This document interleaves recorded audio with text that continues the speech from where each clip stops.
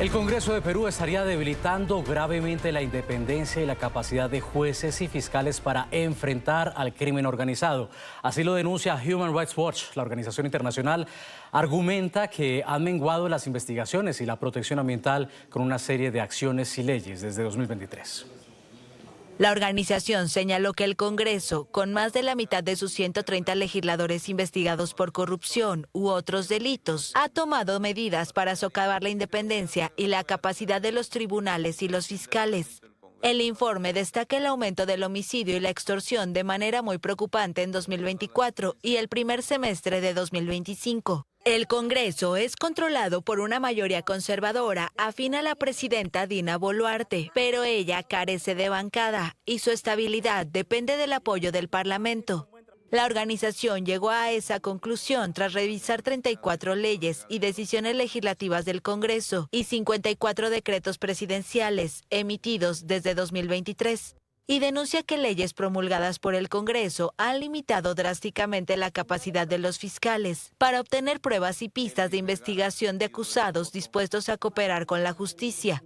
Human Rights Watch asegura que esa decisión supone un duro golpe para los esfuerzos por desmantelar grupos criminales y detectar vínculos con funcionarios corruptos. Human Rights Watch añade en su informe que el número anual de homicidios aumentó casi 137% entre 2018 y 2024, según datos policiales. Juanita Guebertus, directora para las Américas de Human Rights Watch, nos acompaña a esta hora. Juanita, bienvenida a NTN 24. Muchísimas gracias por la invitación. Un saludo a toda la audiencia. Juanita, ¿a qué se debe el avance del crimen en Perú? La peor tendencia negativa en América Latina. ¿Cuál fue ese punto de no retorno? Bueno, entre 2018 y 2023, la tasa de homicidio en Perú creció en un 137%. Si bien Perú no está en este momento entre las tasas todavía más altas de homicidio en toda América Latina, si uno compara 2023 con 2024, hubo un incremento del 75%, lo que nos lleva a decir que es la tasa que está creciendo de manera más acelerada en la región. Nos trae la reminiscencia de lo que en 2019-2020 pasaba con Ecuador, que era todavía un lugar relativamente pacífico, pero veíamos el avance de estas tendencias negativas. Hoy, por supuesto, Ecuador tiene la tasa más alta de homicidio de América Latina. Ha habido un crecimiento del crimen organizado y lo que es más grave, que es lo que encuentra en nuestro informe, activamente el Congreso peruano ha legislado para favorecer la criminalidad organizada en Perú, permitiendo y generando el debilitamiento de herramientas que tendrían las fiscalías, la policía para poder enfrentar el crimen organizado y que el propio Congreso peruano le está quitando. Juanita, ha habido una corriente que promueve la despenalización, la disminución de penas, en algunos casos para deshacinar cárceles. Y Perú pues parece que no ha sido ajeno también a esta tendencia. ¿Cómo terminó el Congreso peruano debilitando la lucha contra el crimen organizado? A ver, tristemente Perú ni siquiera es que tenga una aproximación de despenalización, que sería razonable no tener cantidades de gente en las cárceles, sino concentrarse en la persecución de máximos responsables, de quitarle al crimen organizado sus redes, por ejemplo, a través de investigar el lavado de activos. Todo lo contrario. Perú, de hecho, frente al tema de punitivismo, lo que ha hecho es bajar la edad de responsabilidad penal para menores de edad. A lo que nos referimos no es a esas normas en particular, nos referimos a que el Congreso peruano ha acortado el plazo para la prescripción de la acción penal, ha reducido los mecanismos de colaboración eficaz, ha debilitado el mecanismo de los allanamientos quitándole el factor de sorpresa, ha rediseñado la definición de crimen organizado para que no se pueda incorporar dentro de ese análisis e investigación los delitos de corrupción. Ha excluido de responsabilidad penal a los partidos políticos que en Perú tenían responsabilidad política como persona jurídica, bueno, se la ha quitado.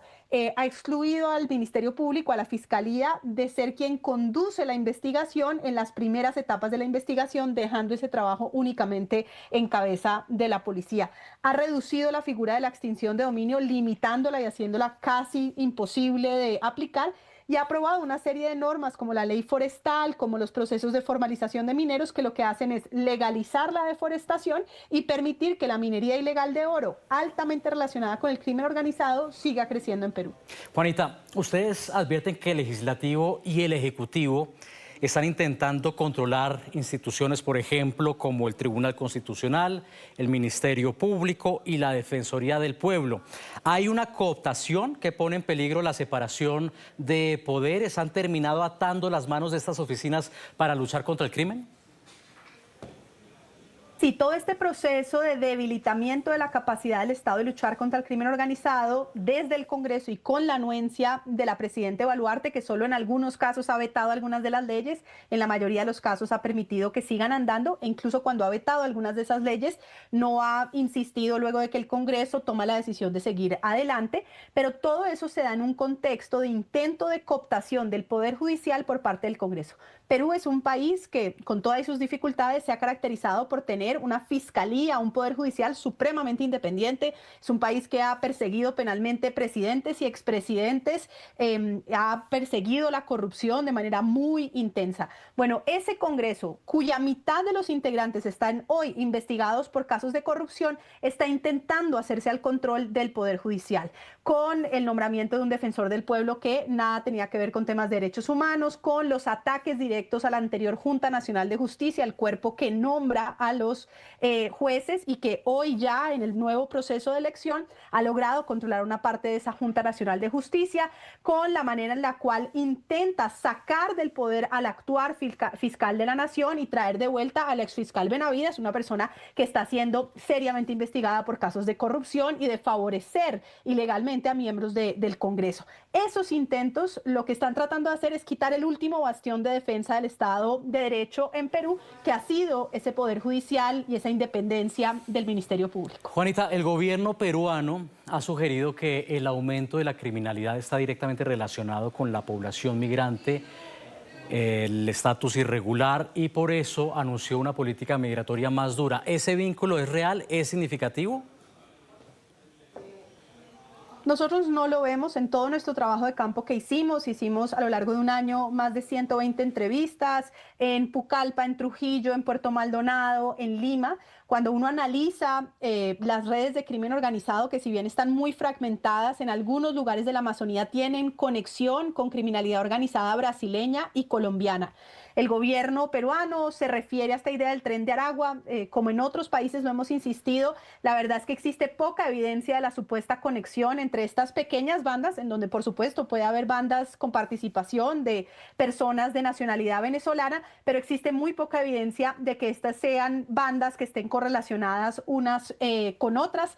Muy por el contrario, el gobierno peruano ha hecho uso de este discurso xenofóbico en contra de los migrantes para tapar lo que es un problema dramático de criminalidad organizada que no está siendo enfrentada debidamente por el gobierno, que no solo no ha puesto en marcha una política de seguridad efectiva y protectora de derechos humanos, sino que activamente ha debilitado, insisto, la capacidad de su propia investigación, de la inteligencia, que ha tratado de investigar a la presidenta por casos de corrupción, y que eso ha llevado a que el propio gobierno debilite esas instituciones que son a su vez las responsables de luchar contra el crimen organizado. Juanita, ¿qué tanta credibilidad tiene el Congreso? ¿Qué tanta credibilidad tiene el gobierno de Perú en su lucha contra el delito cuando cada uno enfrenta sus propios escándalos e investigaciones de presunta corrupción, sin mencionar su muy baja imagen favorable? Sí, justamente eso iba a mencionar. Tanto el Congreso como la presidencia peruana tienen los peores indicadores de favorabilidad de la región, son supremamente impopulares. Recordemos que la presidenta Boluarte llega al poder luego de haber sido vicepresidenta, cuando el expresidente Castillo intenta un golpe de Estado, es detenido y la presidenta Boluarte se erige como presidenta. Ella misma había señalado que sería una presidencia transitoria, que ella también renunciaría al convocar elecciones, y sin embargo nada de eso se ha cumplido, ha seguido en el poder, ha tomado medidas para afianzarse a través de esta relación con el Congreso en una lógica de que no la saquen a cambio de permitir que el Congreso siga avanzando con estas reglas que se garantizan su propia impunidad. Ahora, ¿qué panorama nos plantea este que ustedes nos están mostrando de cara a las elecciones generales del próximo año en el Perú? Es un escenario muy preocupante, insisto.